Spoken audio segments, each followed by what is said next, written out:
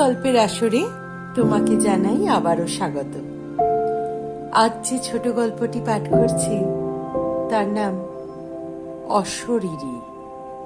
লিখেছেন শরদিন্দু বন্দ্যোপাধ্যায়। পুরাতন উই ধরা ডায়েরিখানি সাবধানে খুলিয়া বড়দা বলিল, অদ্ভুত জিনিস, কিন্তু আগে থাকতে কিচ্ছু বলবো না। আমাদের আব্দুল্লাহ কুজরাকে জানো তো? সাহেবদের কুঠি থেকে পুরনো বই শের দরে কিনে এনে বিক্রি করতে আসে। তারই কাছ থেকে এটা কিনেছি। ঝাঁকাই করে এক গাদা বই নিয়ে এসেছিল। বইগুলো ঘাঁটতে ঘাঁটতে দেখি একটা বাংলায় লেখা ডায়েরি। নগদ 2 পয়সা খরচ করে তৎক্ষণাৎ কিনে ফেললুম। অমূল্য দৈবক্রমে আজ ক্লাবে আসে নাই, তাই বাকবিতণ্ডায় বেশি সময় নষ্ট হইল না। বড়দা বলিল, পড়ি, শোনো, বেশি নয়, শেষের কয়েকটা পাতা খানিক পড়ে শোনাবো। আর যা আছে তা না শুনলেও ক্ষতি নেই। একটা কথা, এ ডায়েরির লেখক কে তার ডায়েরি পড়ে জানা যায় না।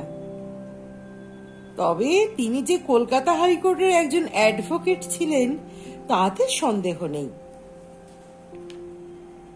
ল্যাম্পটা উস্কাইয়া দিয়া বড়দা পড়িতে আরম্ভ করিল।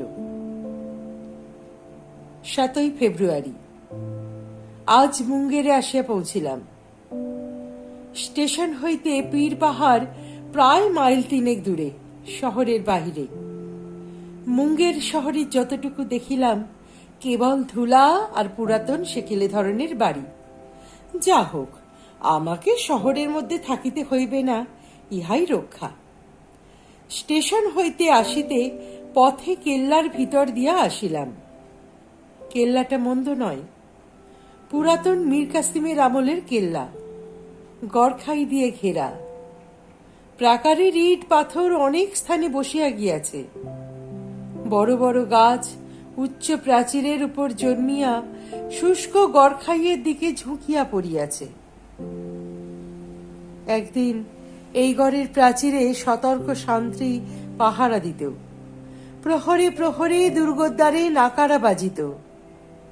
সন্ধ্যার সময় লোহার তোরণদ্বার ঝনৎকার করিয়া বন্ধ হইয়া যাইত।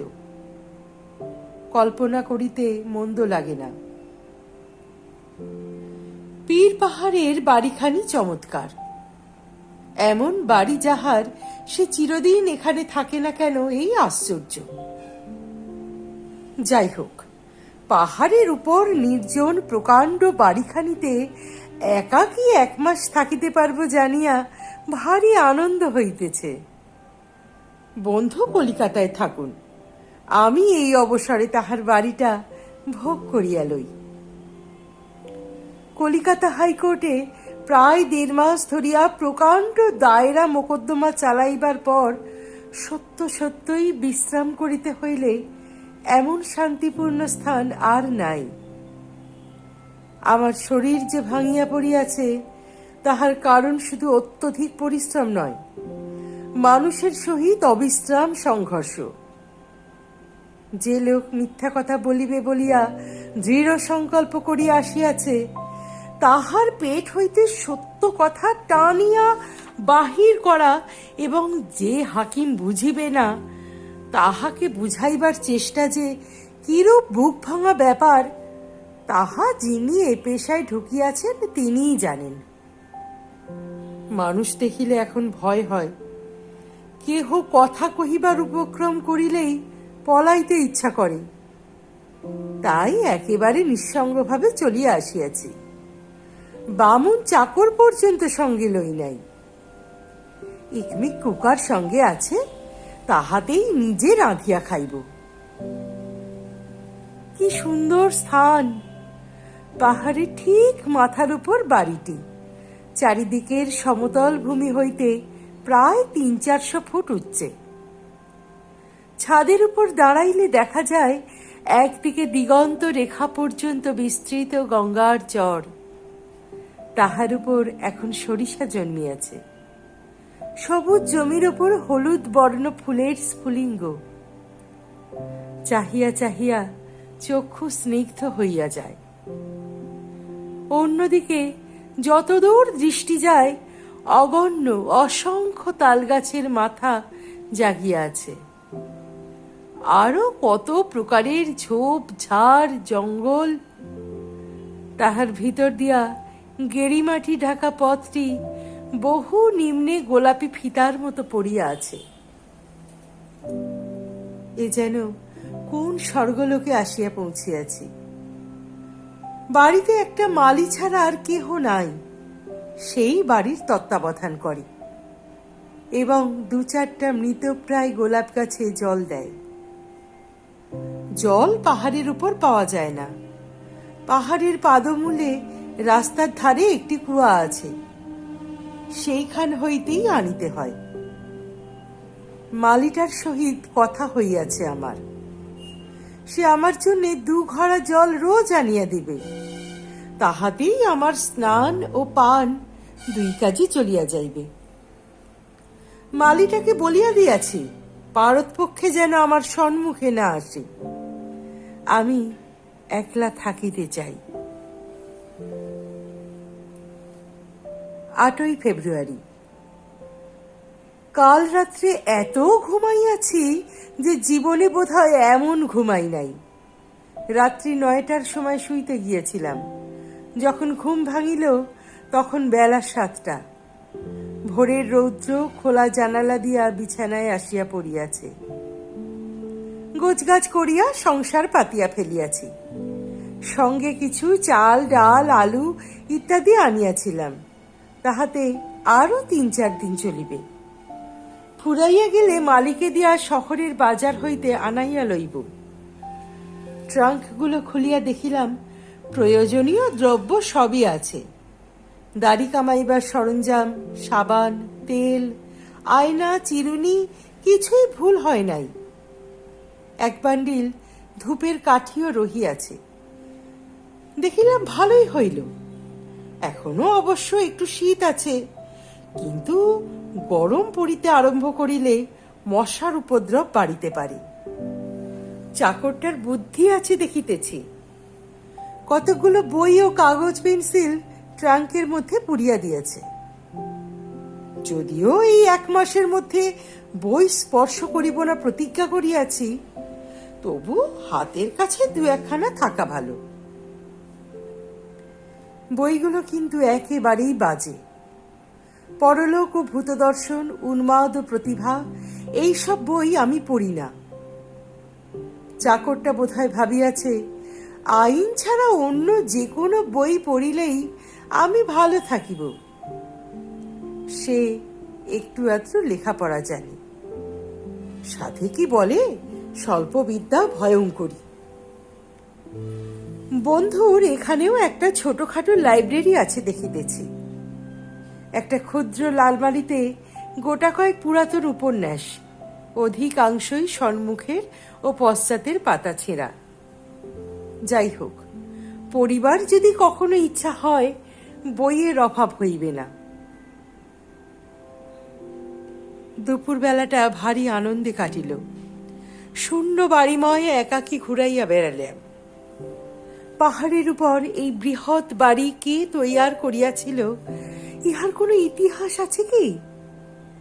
কলিকাতায় ফিরিয়া বন্ধুকে জিজ্ঞাসা করিব। বাড়ি যেই তৈয়ার করুক তাহার রুচির প্রশংসা করিতে হয়। যে পাহাড়ের উপর বাড়িটি প্রতিষ্ঠিত তাহা দেখিতে একটি উল্টানো বাটির মতো। কবি হইলে আরো রসালো উপমা দিতে পারিতাম, হয়তো সাদৃশ্যটাও আরো বেশি হইত, কিন্তু আমার পক্ষে উল্টানো বাটিই যথেষ্ট। সাদা বাড়িখানা তাহার উপর মাথা তুলিয়া আছে। বাড়িখানা যেমন বৃহৎ তেমনি মজবুত। মোটা মোটা দেওয়ালের মাঝখানে বিশাল একটা ঘর, নিজের বিশালতার গৌরবে শূন্য আসবাবহীন অবস্থাতেও সর্বদা গম গম করিতেছে। বাড়ির সম্মুখে খানিকটা সমতল স্থান আছে, তাহাতে গোলাপ বাগান। গোলাপ বাগানের শেষে ফটক। ফটকের বাহিরেই নিচে যাইবার ঢালু পাথর ভাঙা পথ বাকিয়া বাড়ির নিচে দিয়া নামিয়া গিয়াছে। ফটকের সম্মুখে কিছু দূরে একটা প্রকাণ্ড কূপ গভীর হইয়া কোথায় চলিয়া গিয়াছে, তাহার তল পর্যন্ত দৃষ্টি যায় না। কূপের চারিপাশে আগাছা জন্মিয়াছে। একটা শিমুল গাছ তাহার মুখের বিরাট গর্তটার উপর ঝুঁকিয়া পড়িয়াছে। কূপের ভিতর একখণ্ড পাথর ফেলিয়া দেখিলাম অনেকক্ষণ পরে একটা কাঁপা আওয়াজ আসিল। কূপটা নিশ্চয় শুষ্ক। সন্ধ্যার সময় কূপের কাছে গিয়া দাঁড়াইলাম। নিচে বেশ অন্ধকার হইয়া গিয়াছে। দূরে দূরে দু একটা প্রদীপ মিটমিট করিয়া জ্বলিতে আরম্ভ করিয়াছে, কিন্তু উপরে এখনো বেশ আলো আছে। পশ্চিম দিকটা গৈরিক ধুলায় ভরিয়া গিয়াছে। দেখিতে ভারী চমৎকার। এই বাড়িতে আমার 2 দিন কাটিল। হঠাৎ কাঁধের উপর স্পর্শ অনুভব করিয়া দেখি এক ঝলক রক্ত সেখানে পড়িয়াছে, কিন্তু তখনই বুঝিতে পারিলাম রক্ত নয়, ফুল। শিমুল গাছটায় 2-4টে ফুল ধরিয়াছিল, ইতিপূর্বে লক্ষ্য করি নাই। ফুলটি হাতে ধরিয়া ফিরিয়া আসিলাম। মনে হইল এই স্থানের অধিষ্ঠাত্রী দেবতা ফুল দিয়া আমাকে স্বাগত সম্ভাষণ করিলেন। 9 ফেব্রুয়ারি। আজ শরীরটা ভালো ঠেকিতেছে না, বোধহয় একটু জ্বর ভাব হইয়াছে। মাথার মধ্যে কেমন একটা উত্তাপ অনুভব করিতেছি। মোকদ্দমা লইয়া যে অতিরিক্ত মানসিক পরিশ্রম করিয়াছি, তাহার কুফল এখনো শরীরে লাগিয়া আছে। অকারণে স্নায়ুমণ্ডল উত্তেজিত হইয়া ওঠে। আজ উপবাস করিয়াছি, আশা করি কাল শরীর বেশ ঝরঝরে হইয়া যাইবে।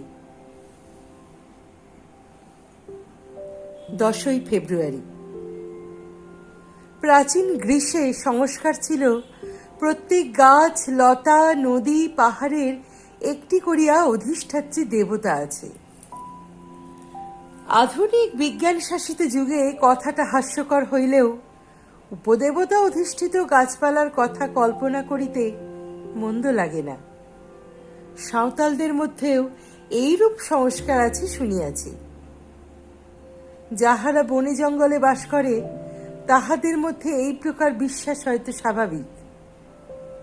মানুষ যেখানেই থাকুক, দেবতা সৃষ্টি না করিয়া থাকিতে পারে না। আমরা সভ্য হইয়া ইট পাথরের মন্দিরের মধ্যে দেবতার প্রতিষ্ঠা করিয়াছি। যাহারা বনের মানুষ, তাহারা গাছপালা, নদী নালাতেই দেবতার আরোপ করিয়া সন্তুষ্ট থাকে। আত্মবিশ্বাসের যেখানে অভাব, সেইখানেই দেবতার জন্ম। মানুষ সহজ অবস্থায় ভূত, প্রেত, উপদেবতা, এমনকি দেবতা পর্যন্ত বিশ্বাস করিতে পারে না। ওসব বিশ্বাস করিতে হইলে রীতিমতো মস্তিষ্কের ব্যাধি থাকা চাই। কিন্তু সে যাহাই হোক, উপদেবতার কথা কল্পনা করিতে বেশ লাগে। আমার ওই শিমুল গাছটার যদি একটা দেবতা থাকিত, তাহাকে দেখিতে কেমন হইত? কিংবা অতদূর যাইবার প্রয়োজন কি? এই পাহাড়টারও তো একটা দেবতা থাকা উচিত। তিনি বা কিরূপ দেখিতে শুনিতে? তিনি যদি হঠাৎ একদিন আমাকে দেখা দেন, তবে কেমন হয়? 11 ফেব্রুয়ারি। দিনের বেলাটা পাহাড়ের উপরেই এধার ওধার ঘুরিয়া এবং রান্নাবান্নার কাজে বেশ একরকম কাটিয়া যায়। কিন্তু সন্ধ্যার পর হইতে শয়নের পূর্ব পর্যন্ত এই 3-4 ঘন্টা সময় যেন কিছুতেই কাটিতে চায় না। এখন কৃষ্ণপক্ষ যাইতেছে। সূর্যাস্তের পরই চারিদিক ঘুটঘুটে অন্ধকার হইয়া যায়। তখন পৃথিবী পৃষ্ঠে সমস্ত দৃশ্য লেপিয়া মুছিয়া একাকার হইয়া যায়। কেবল আকাশে তারাগুলো যেন অত্যন্ত নিকটে আসিয়া চক্ষু মেলিয়া চাহিয়া থাকে। আমি একমিক কুকারে রান্না চড়াইয়া দিয়া লণ্ঠন জ্বালিয়া ঘরের মধ্যে নীরবে বসিয়া থাকি। লণ্ঠনের ক্ষীণ আলোয় ঘরটা সম্পূর্ণ আলোকিত হয় না, আনাচে কানাচে অন্ধকার থাকিয়া যায়। প্রকাণ্ড বাড়িতে আমি একা। 12 ফেব্রুয়ারি। মনটা অকারণে বড় অস্থির হইয়াছে। সন্ধ্যার পর হইতে কেবলই মনে হইতেছে যেন কাহার অদৃশ্য চক্ষু আমাকে অনুসরণ করিতেছে। বার বার ঘাড় ফিরাইয়া পিছনে দেখিতেছি, অথচ বাড়িতে আমি ছাড়া কেহ নাই। স্নায়বিক উত্তেজনা তাহাতে সন্দেহ নাই, কিন্তু বড় অস্বস্তি বোধ হইতেছে। নার্ভের কোনো ঔষধ সঙ্গে থাকিলে ভালো হইত। 13 ফেব্রুয়ারি। কাল রাত্রে এক অদ্ভুত ব্যাপার ঘটিয়াছে। আমার স্নায়ুগুলো এখনো ধাতস্থ হয় নাই, কিংবা না না, ওসব আমি বিশ্বাস করি না। ঘুমাইয়া পড়িয়াছিলাম। অনেক রাত্রে ঘুম ভাঙিয়া গেল। কে যেন আমার সর্বাঙ্গে অতি লঘু স্পর্শে হাত বুলাইয়া দিতেছে। কি অপূর্ব রোমাঞ্চকর সে স্পর্শ তাহা বলিতে পারি না। মুখের উপর হইতে আঙুল চালাইয়া পায়ের পাতা পর্যন্ত লইয়া যাইতেছে, আবার ফিরিয়া আসিতেছে। ঘর অন্ধকার ছিল। এই শারীরিক সুখস্পর্শের মোহে কিছুক্ষণ আচ্ছন্ন থাকিয়া ধর্মর করিয়া বিছানায় উঠিয়া বসিলাম। মনে হইল কে যেন নিঃশব্দে শয্যার পাশ হইতে সরিয়া গেল। এতক্ষণে ঘুমের আবেশ একেবারে ছুটিয়া গিয়াছিল। ভাবিলাম চোর নয় তো, কিন্তু চোর গায়ে হাত বুলাইয়া দিবে কেন? তাহা ছাড়া ঘরের দরজা বন্ধ করিয়া শুইয়াছি। আমি উচ্চ কণ্ঠে ডাকিলাম, কে? কোনো সাড়া নাই। গা ছমছম করিতে লাগিল। বালিশের পাশে দেশলাই ছিল। আলো জ্বালিলাম। ঘরে কেহ নাই, দরজা পূর্ববৎ বন্ধ। ভাবিলাম ঘুমাইয়া নিশ্চয়ই স্বপ্ন দেখিয়াছি। এমন অনেক সময় হয়, ঘুম ভাঙিয়াছে মনে হইলেও ঘুম সত্যই ভাঙে না। নিদ্রা ও জাগরণের সন্ধিস্থলে মনটা অর্ধচেতন অবস্থায় থাকে।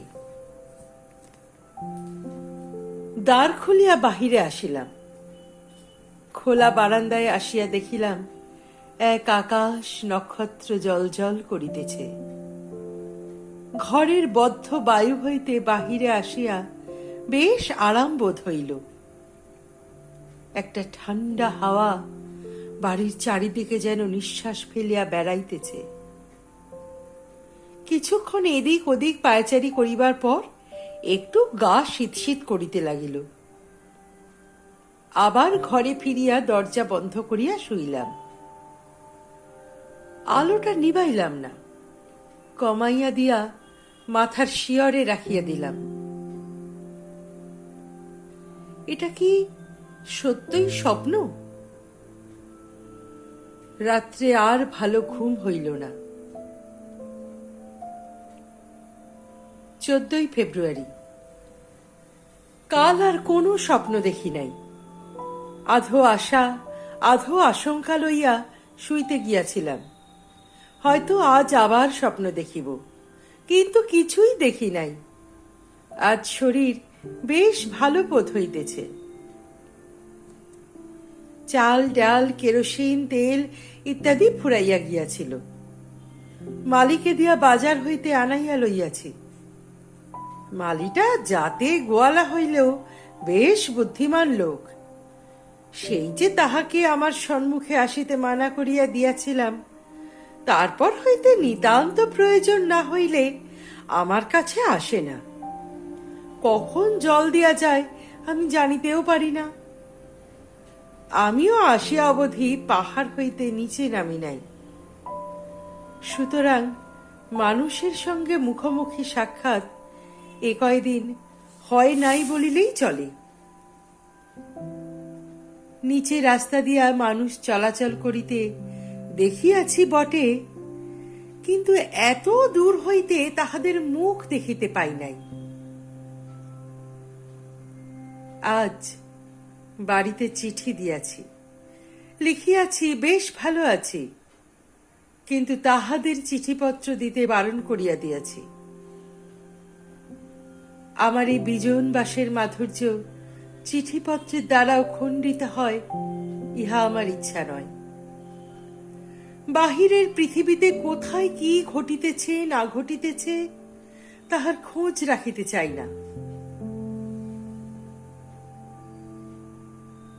15ই ফেব্রুয়ারি। আজ আবার মনটা অস্থির হইয়াছে।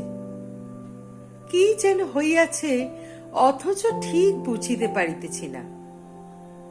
শরীর তো বেশ ভালোই আছে, তবে এমন হইতেছে কেন? কাল ভাবিতেছি একবার শহরটা দেখিয়া আসিব। শুনিয়াছি নবাবী আমলের অনেক দ্রষ্টব্য স্থান আছে। কাছেই কোথায় নাকি সীতাকুণ্ড নামে গরম জলের একটা প্রস্রবণ আছে। বন্ধু বলিয়া দিয়াছিলেন সেটা দেখা চাই, অতএব সেটাও দেখিতে হইবে। 16ই ফেব্রুয়ারি। কাল রাত্রে আবার সেই রূপ ঘটিয়াছে। স্বপ্ন নয়, এ স্বপ্ন নয়। স্পষ্ট অনুভব করিলাম কে আমার পাশে বসিয়া অতি কোমল হস্তে ধীরে ধীরে আমার গায়ে হাত বুলাইয়া দিতেছে। অনেকক্ষণ চোখ বুজিয়া নিষ্পন্দ বক্ষে শুইয়া রহিলাম। বালিশের তলায় ঘড়িটা টিকটিক করিতেছে, শুনিতে পাইলাম। সুতরাং এ ঘুমের ঘোরে স্বপ্ন হইতেই পারে না। অদৃশ্য হাতটা কতবার আমার আপাত মস্তক বুলাইয়া গেল তাহা বলিতে পারি না। একবার হাতখানা যখন আমার বুকের কাছে আসিয়াছে, তখন হাত বাড়াইয়া আমি সেটা ধরিতে গেলাম। মনে হইল আমার মুঠির মধ্যে হাতটা গলিয়া মিলাইয়া গেল। হাত বুলানো বন্ধ হইল। অনুভবে বুঝিলাম সে শয্যার পাশে দাঁড়াইয়া আছে, এখনো যায় নাই। আমি চোখ চাহিয়া শুইয়া রহিলাম, সেও দাঁড়াইয়া রহিল। ঘর অন্ধকার, কিছুই দেখিতে পাইতেছি না। চোখ খুলিয়া থাকা বা বুজিয়া থাকার কোনো প্রভেদ নাই। উৎকর্ণ হইয়া শুনিবার চেষ্টা করিলাম কোনো শব্দ হয় কিনা।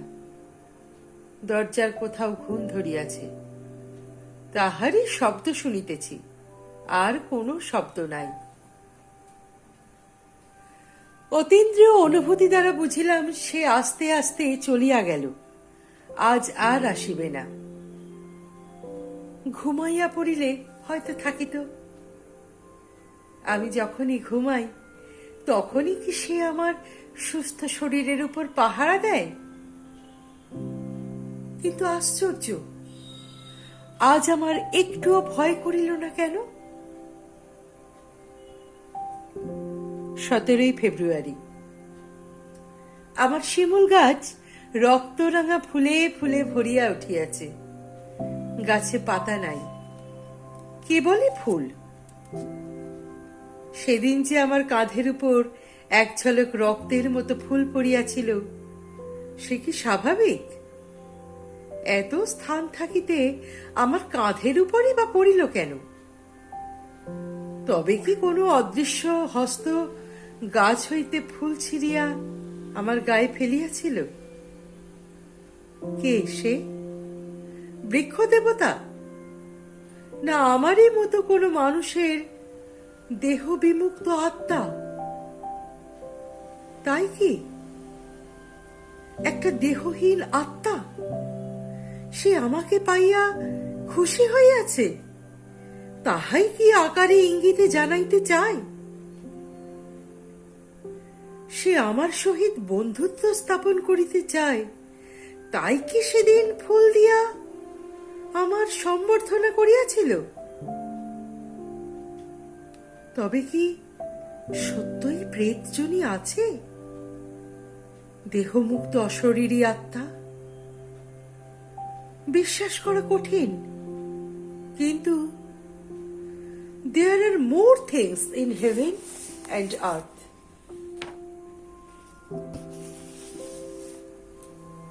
একটা বিষয়ে ভারী আশ্চর্য লাগিতেছে। ভয় করে না কেন? এই নির্জন স্থানে একলা আছি, এ অবস্থায় ভয় হওয়াই তো স্বাভাবিক। 18 ফেব্রুয়ারি।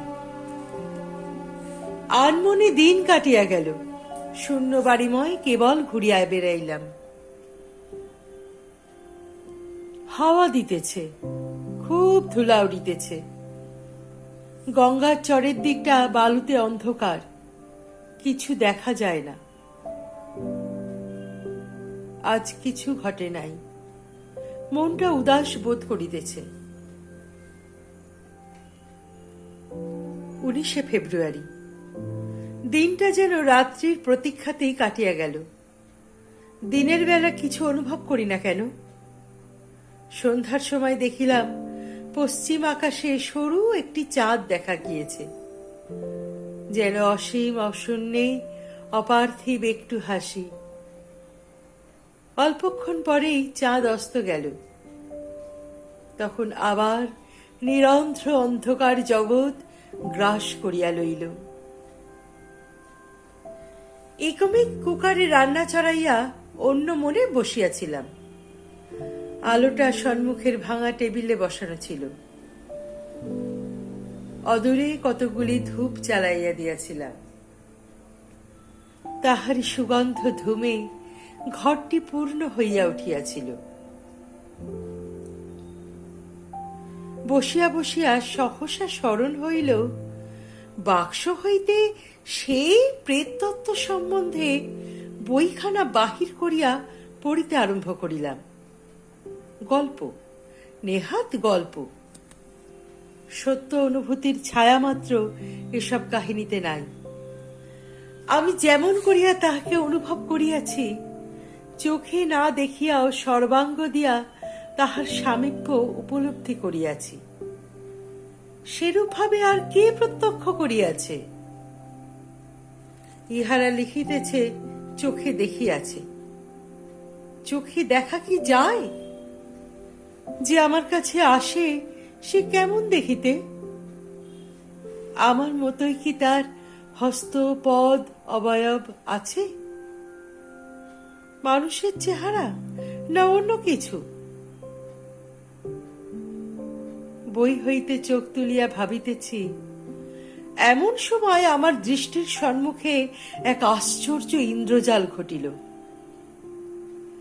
ধূপের কাঠিগুলি হইতে যে ক্ষীণ ধূমরেখা উঠিতেছিল, তাহা শূন্যে কুণ্ডলী পাকাইতে পাকাইতে যেন একটা বিশিষ্ট আকার ধারণ করিতে লাগিল। অদৃশ্য কাচের শিশিতে রঙিন জল ঢালিলে যেমন তাহা শিশির আকারটি প্রকাশ করিয়া দেয়, আমার মনে হইল ওই ধোঁয়া যেন তেমনি কোনো অদৃশ্য আধারে প্রবেশ করিয়া ধীরে ধীরে তদাকারত্ব প্রাপ্ত হইতেছে। আমি রুদ্ধ নিঃশ্বাসে দেখিতে লাগিলাম। ক্রমে ধূসর রঙের একটি বস্ত্রের আভাস দেখা দিল। বস্ত্রের ভিতর মানুষের দেহ ঢাকা রহিয়াছে। বস্ত্রের ভাঁজে ভাঁজে তাহার পরিচয় পাইতে লাগিলাম। ধূমকুণ্ডলী মূর্তি গড়িয়া চলিল। আবছায়া মূর্তির ভিতর দিয়া ওপারের দেয়াল দেখিতে পাইতেছি, কিন্তু তাহার ডৌল হইতে বেশ বুঝা যায় যে একটা বিশেষ কিছু। ধূম পাকাইয়া পাকাইয়া ঊর্ধ্বে উঠিতে উঠিতে ক্রমে মূর্তির গলা পর্যন্ত পৌঁছাইল। এইবার তাহার মুখ দেখিতে পাইব। কি রকম সে মুখ? বিকট না ভয়ানক? কিন্তু ঠিক এই সময় সহসা সব ছত্রাকার হইয়া গেল। জানালা দিয়ে একটা দমকা হাওয়া আসিয়া ওই ধূমমূর্তিকে ছিন্ন ভিন্ন করিয়া দিল। মুখ দেখা হইল না। প্রতীক্ষা করিয়া রহিলাম যদি আবার দেখিতে পাই, কিন্তু আর সে মূর্তি গড়িয়া উঠিল না। 20 ফেব্রুয়ারি। সে আছে, তাহাতে তিলমাত্র সন্দেহ নাই, কিন্তু আমার উষ্ণ মস্তিষ্কের কল্পনা নয়। দিনের বেলা সে কোথায় থাকে আমি জানি না, কিন্তু সন্ধ্যা হইলেই আমার পাশে আসিয়া দাঁড়ায়। আমার মুখের দিকে চোখ মেলিয়া চাহিয়া থাকে। আমি তাহাকে দেখিতে পাই বটে, কিন্তু যাহা দেখিতে পাওয়া যায় না তাহাই কি মিথ্যা? বাতাস দেখিতে পাই না, বাতাস কি মিথ্যা? শুনিয়াছি এক প্রকার গ্যাস আছে, যাহা গন্ধহীন ও অদৃশ্য, অথচ তাহা আঘ্রাণ করিলে মানুষ মরিয়া যায়। সে গ্যাস কি মিথ্যা? না, সে আছে। আমার মন জানিয়াছে সে আছে। 21 ফেব্রুয়ারি। কে সে? তাহার স্পর্শ আমি অনুভব করিয়াছি, কিন্তু তাহাকে স্পর্শ করিতে পারি না কেন? ছুঁইতে গেলেই সে মিলাইয়া যায় কেন? সে দেখা দিতে চেষ্টা করে জানি, কিন্তু দেখা দিতে পারে না কেন? রক্ত মাংসের চক্ষু দিয়া কি ইহাদের দেখা যায় না? আমি এখন শয়নের পূর্বে ডায়েরি লিখিতেছি, আর সে ঠিক আমার পিছনে দাঁড়াইয়া আমার লেখা পড়িতেছে। আমি জানি আমার শরীর রোমাঞ্চিত হইয়া উঠিতেছে, কিন্তু মুখ ফিরাইলে দেখিতে পাইব না, সে মিলাইয়া যাইবে। কেন এমন হয়? তাহাকে কি দেখিতে পাইব না? দেখিবার কি দুর্দম আগ্রহ যে প্রাণে জাগিয়াছে, তাহা কি বলিব? তাহার এই দেহহীন অদৃশ্যতাকে যদি কোনো রকমে মূর্ত করিয়া তুলিতে পারিতাম। কোনো উপায় কি নাই? 22 ফেব্রুয়ারি। কাল রাত্রে সে আসে নাই। সমস্ত রাত্রি তার প্রতীক্ষা করিলাম, কিন্তু তবু সে আসিল না। কেন আসিল না? তবে কি আর আসিবে না? নিজেকে অত্যন্ত নিঃসঙ্গ মনে হইতেছে। আমার প্রতি রজনীর সহচর সহসা আমাকে ফেলিয়া চলিয়া গিয়াছে।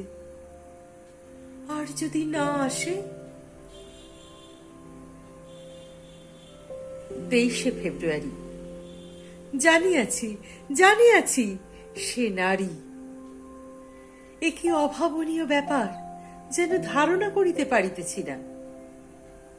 আজ সকালে স্নান করিয়া চুল আশ্রাইতে গিয়া দেখি এক গাছি দীর্ঘ কালো চুল চিরুনিতে জড়াইয়া রহিয়াছে। এই চুল আমার চিরুনিতে কোথা হইতে আসিয়াল? বুঝিয়াছি, এ তাহার চুল। সে নারী। কখন তুমি আমার চিরুনিতে কেশ প্রসাধন করিয়া এই অভিজ্ঞানখানি রাখিয়া গিয়াছ? কি সুন্দর তোমার চুল! তুমি আমায় ভালোবাসো, তাই বুঝি আমার চিরুনিতে কেশ প্রসাধন করিয়াছিলে। আমার আরশিতে মুখ দেখিয়াছিলে কি? কেমন সে মুখ? তাহার প্রতিবিম্ব কেন আরশিতে রাখিয়া যাও নাই? তাহা হইলে তো আমি তোমাকে দেখিতে পাইতাম।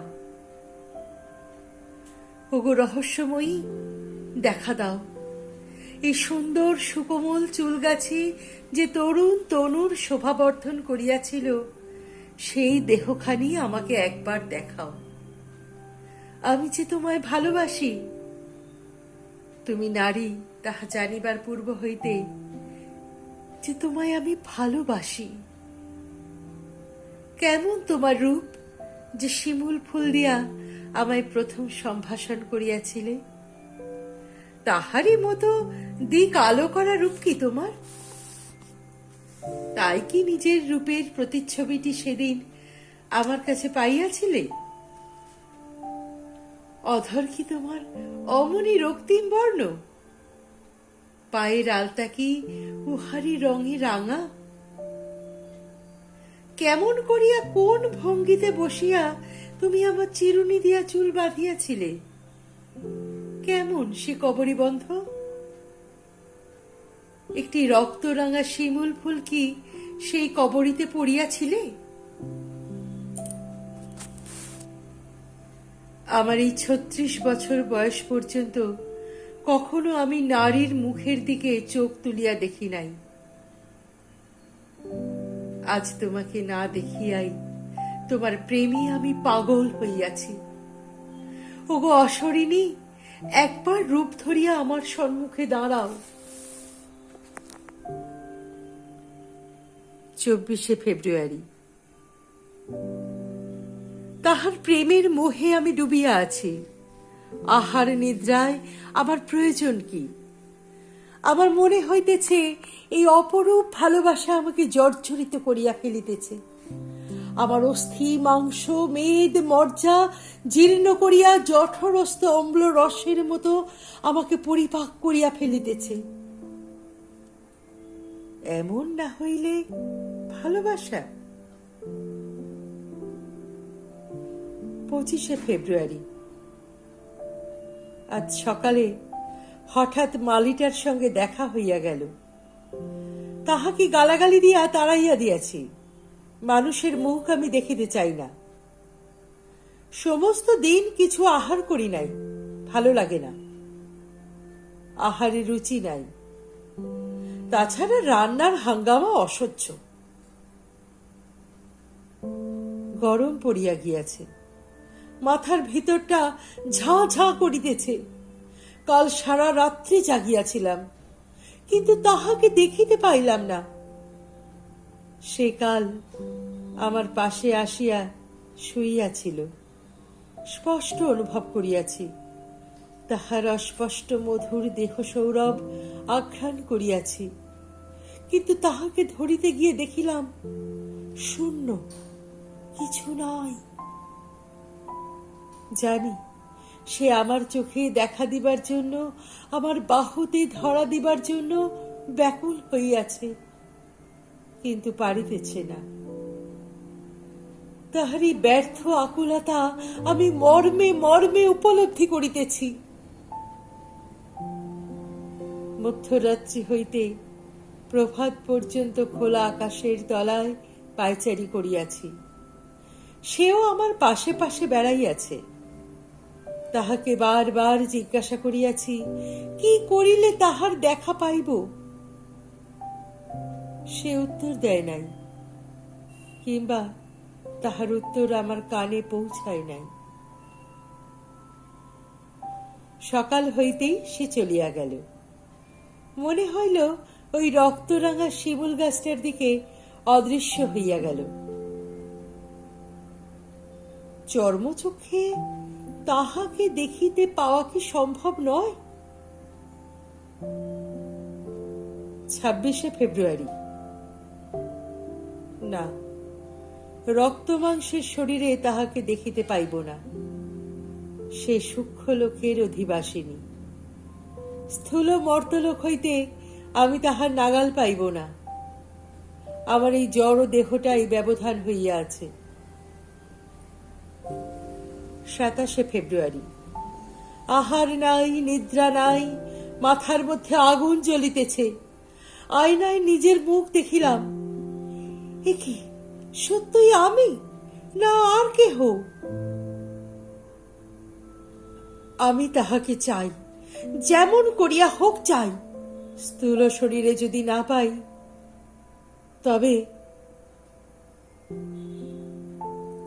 ২৮শে ফেব্রুয়ারি। হ্যাঁ, সেই ভালো। আর পারি না।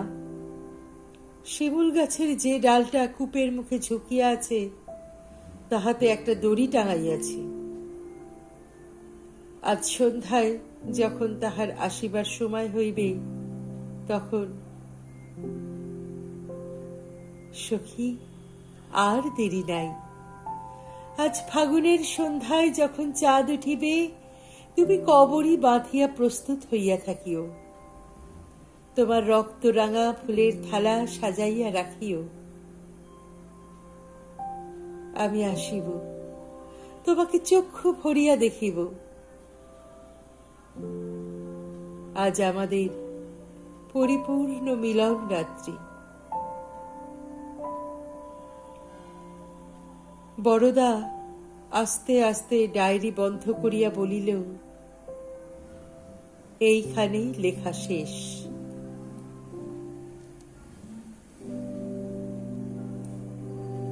আজকের গল্পটি কেমন লাগলো? তোমার মূল্যবান মতামত অবশ্যই কমেন্ট বক্সে লিখে জানিও। গল্পটি ভালো লাগলে শেয়ার করে দিও পরিচিত এবং বন্ধু বান্ধবদের মধ্যে। আর যারা এখনো চ্যানেলটি সাবস্ক্রাইব করনি, তারা অবশ্যই চ্যানেলটি সাবস্ক্রাইব করে সঙ্গে থেকো। অপেক্ষা করো নতুন গল্পের জন্য। অনেক অনেক ধন্যবাদ। নমস্কার।